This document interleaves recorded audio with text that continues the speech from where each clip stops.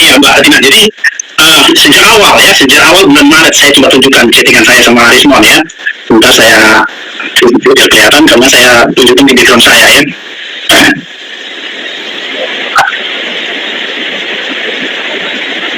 Oke, ini kelihatan ya.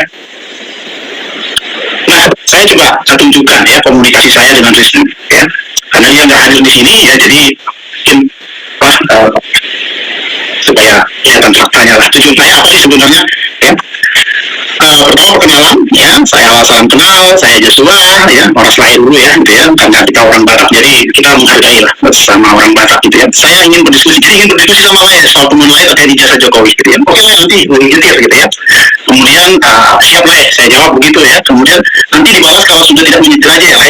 Jadi di sini kita sudah mengundang dia sebenarnya. Jadi saya langsung aja ya, berencana mengundang Lai di forum kami ya, forum FGD DIS Digital Forensic dan Information Security Infosec ya, secara online via Zoom ya. Banyak teman-teman komunitas ingin mengetahui memahami temuan lain gitu ya. Di video YouTube-nya lah ya, jika Lai bersedia dan ada waktu di minggu ini, kira-kira hari apa ini, tanggal berapa ini, bulan Maret lah pastinya ya. Kami juga akan mengundang beberapa pihak terkait dengan temuan Lai tersebut, termasuk teman saya Pak Bapak. Jadi awalnya memang kan dia membandingkan dengan ijazah kolega saya yang ada di UGM, Pak Bambang Prastowo, dan beberapa rekan dari UGM lainnya, karena memang saya kebetulan lulusan UGM dan saya masih punya teman-teman yang ada di UGM gitu ya. Oke, nanti saya cari jadwalnya, jawabnya begitu. Oke, siap gitu ya. Nah, kemudian dibalasnya gini ya. Sebagai bahan analisa tolong didiskusikan teknologi apa tahun 1985 yang bisa menghasilkan lembar pengesahan skripsi seperti ini. Jadi dia mengambil foto skripsi Jokowi, di pengesahannya gitu ya. Itu yang dikirimkan ke saya ya.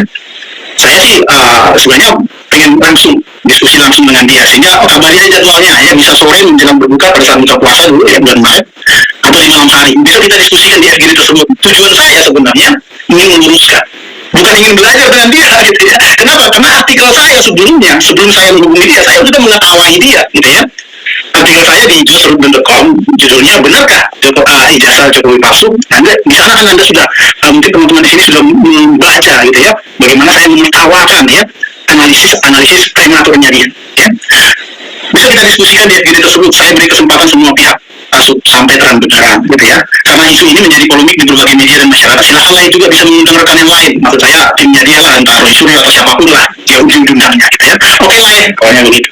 Kemudian saya karena lama nggak dibalas, saya coba kirimkan nih, dia nih ada dokumen tahun 66 tapi sudah menggunakan Times New Roman gitu ya.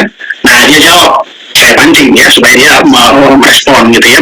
Dia jawab itu electric typewriter lah ya, belum ada scalingnya, memang nggak ada huruf besarnya, huruf kecilnya segala macam. Oke lah, kita jawab seperti itu. Nah lucunya, ya ini kebetulan ada Pak Nuh gitu ya, ada Mas Christopher Rianto juga yang sering disebut-sebut dia, yang sering difitnah dia gitu ya, nanti akan memberikan jawaban di sini. Jadi saya mengira tujuan dia mengangkat kasusnya ijazah Jokowi ini untuk apa? Oh ternyata namanya saya mengira ternyata dia ingin menargetkan kasus yang lama di mana dia kalah gitu ya.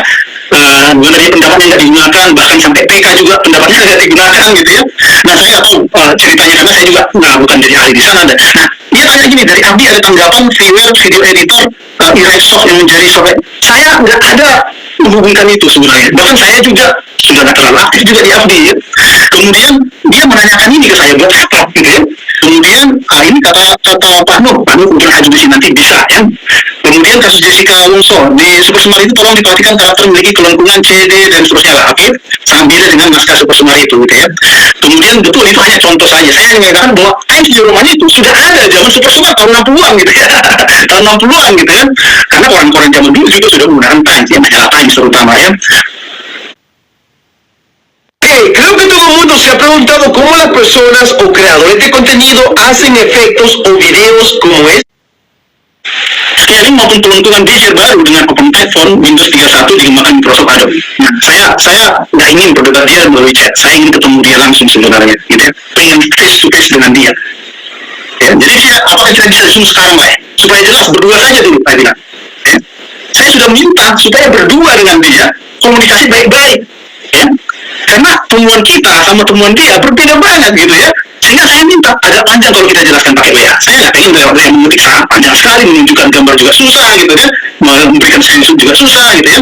Nah Nah, dia cuma jawab seperti ini, tidak ada scaling, artinya naskah super materi judul ukuran komponnya yang besar segala macam lah, gitu ya. Kemungkinan pakai huruf gosok. Ya memang rata-rata percetakan zaman dulu itu menggunakan huruf gosok atau rugos namanya, ya. Kemudian ditransfer setelah proses dicetakan. Jadi rugos ini jadi alat cetaknya, gitu ya.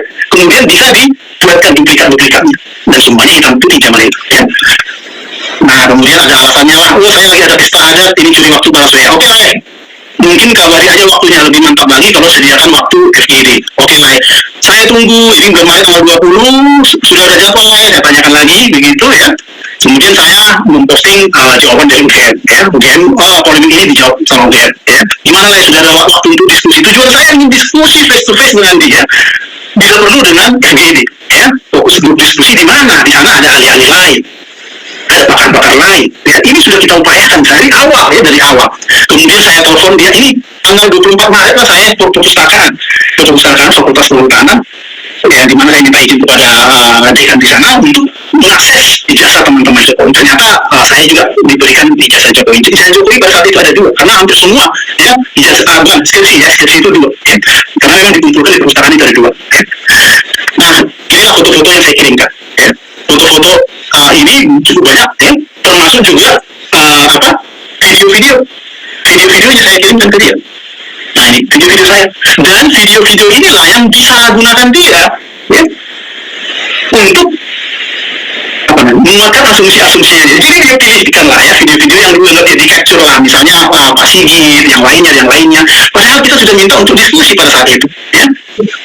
Saya coba balik lagi. Nah, video sangat banyak saya kirimkan. Selain saya kirimkan ke sini, saya kirimkan juga ke grup WhatsApp BPS, ya. Termasuk ini, ya, ini yang saya katakan percetakan perdana, ya. Jadi pembatas buku ini sama semua seragam, ya, semua yang dari perdana, ya. Dan ada beberapa versi, ada yang sudah cabangnya ada 3, ada cuma 1, ada cuma 2, jadi memang percetakan perdana ini digunakan oleh kebanyakan mahasiswa di sana. Bukan hanya Fakultas Kehutanan, nanti saya tunjukkan fakultas yang lain juga. Jadi kalau dia mau, jadi ini mungkin saya coba cerita lagi. Ketika saya mengirimkan ini ke dia, bagaimana tanggapannya? Ya? Nah, memang ada yang unik, ya, dari beberapa skripsi. Jadi dari 40-an, lebih 50% itu tidak ada tanda tangannya, dan itu adalah fakta yang kita temukan. Nah, fakta yang kita temukan itu dijadikan dia asumsinya bahwa oh ini nggak sah, berarti semua skripsi itu tidak benar. Itulah yang di benak dia, itulah yang dipikirkan dia sampai sekarang, ya. Jadi dia merasa bahwa skripsi yang nggak ada tanda tangannya tidak sah, sehingga tidak valid lah ijazah itu. Padahal dia nggak tahu, gitu ya, bahwa dulu Yudisium tidak menggunakan skripsi, ya. Skripsinya itu masih berupa apa namanya, kertas, ya, kertas ketikan semua, gitu kan. Ini dicetakkan sebagai untuk wisuda. Jadi bukan syarat untuk lulus ini. Yudisium itu ada skripsi dalam bentuk lain, dalam ketikan-ketikan tadi. Tapi ketika ingin dijadikan buku skripsi, baru dicetakkan. Sehingga ketika mereka sudah dapat tanda tangan Yudisium, mereka nggak gunakan itu. Kenapa? Karena masih ketikan, mesin tik, kelihatan jelek, ya. Memang ada beberapa yang menggunakan mesin tik, ya. Tetapi itu adalah perbedaannya, ada orang yang punya uang lah istilahnya, uang dalam artian untuk membayar percetakan, karena salah satu halaman itu cukup mahal zaman itu, ya, itu informasi. Sehingga tidak semua orang mencetakkan bagian sampul, bagian depan, dan seterusnya. Tetapi ada kebanyakan itu memang mencetakkan bagian sampul, halaman pengesahan, dan seterusnya, ya. Sampai daftar isinya sudah mulai mesin ketik, ya. Nah, itu yang dibuat dia yang membuat dia berasumsi bahwa skripsi ini palsu semua.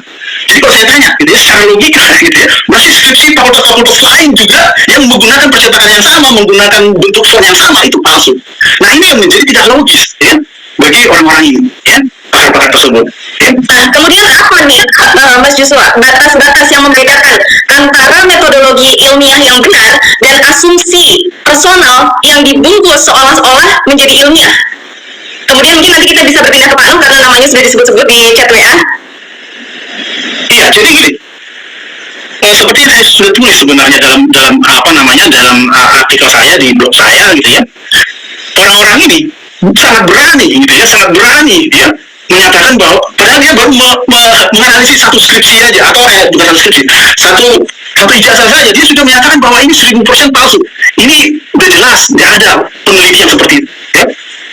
Dia tidak membandingkan dengan teman seangkatannya, dia tidak membandingkan yang lain, dan dia tidak punya akses ke sana. Nah, yang lucunya, ya, di berbagai video-video dia mengaku ke fakultas, memang benar dia fakultas kehutanan, ada fotonya, dan dia sudah mendokumentasi skripsi Jokowi, memfoto halaman pengusahanya, melihat skripsi teman-temannya, itu tidak benar.